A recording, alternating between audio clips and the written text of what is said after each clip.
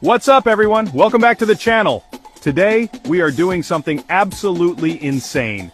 We're going to figure out what's secretly destroying your grades. That's right, we're counting down the top 10 gadgets that can seriously distract you while studying.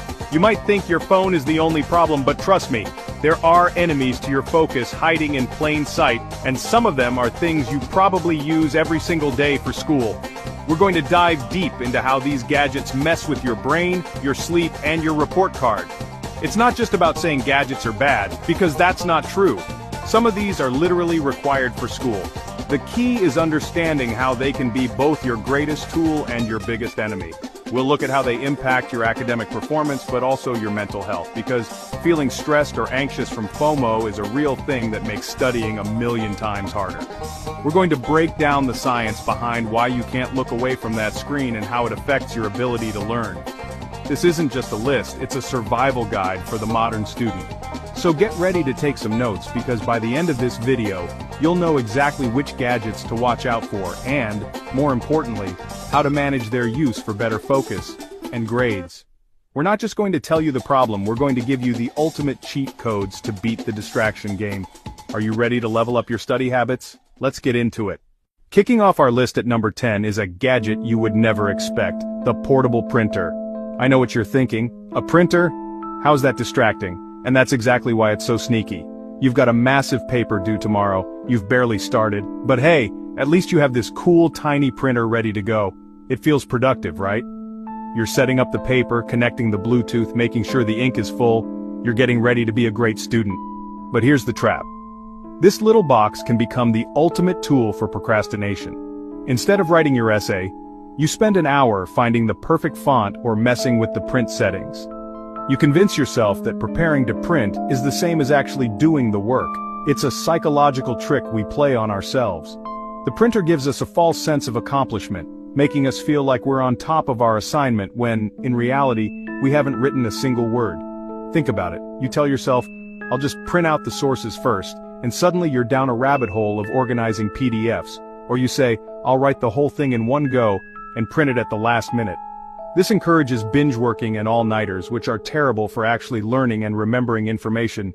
It creates a cycle of stress and delay, where the physical act of printing becomes a final, frantic hurdle rather than a simple last step.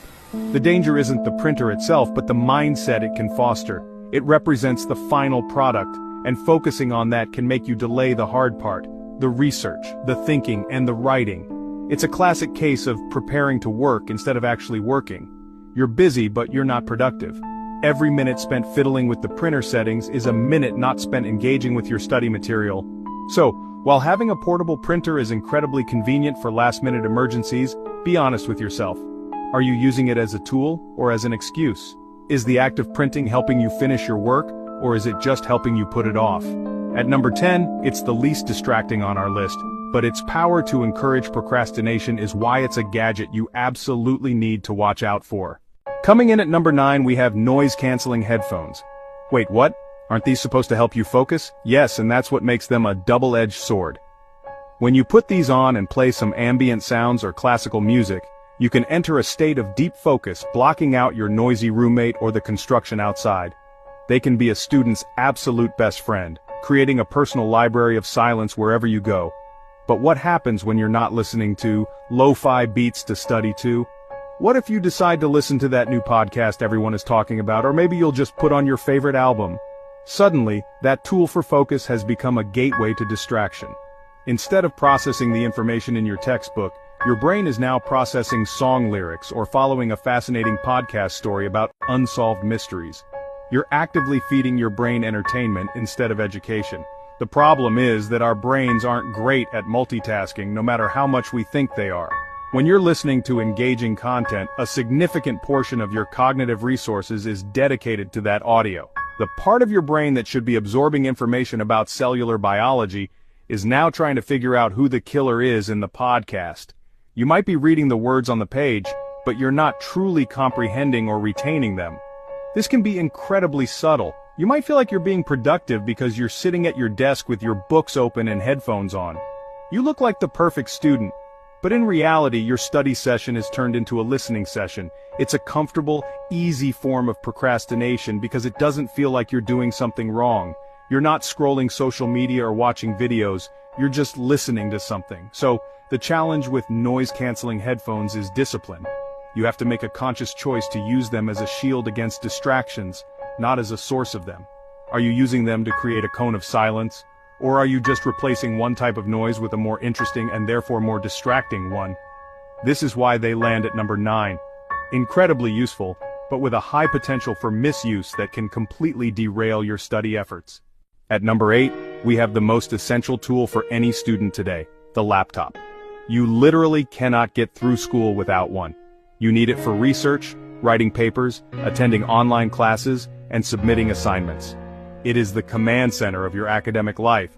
Without a laptop, you are basically trying to build a house with no tools. It is absolutely 100% necessary. But because it's so essential, it's also one of the most dangerous gateways to distraction. Your laptop holds the key to your school portal, but it also holds the key to Netflix, Steam, and every social media site ever created.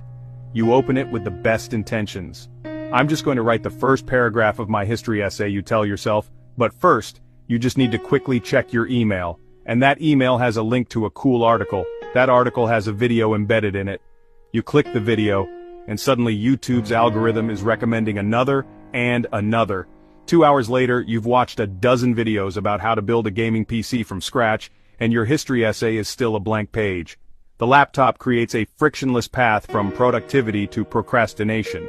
Every single distraction is just one click away, and your willpower is tested with every tab you open. It's not just about entertainment. Even productive distractions can pull you away. You might start researching your topic, but then you fall into a Wikipedia black hole, reading about the entire history of the Roman Empire, when your paper is only about Julius Caesar. You feel like you're learning, but you're not doing the focused work the assignment requires. The laptop makes it incredibly easy to be busy without being productive, confusing activity with achievement.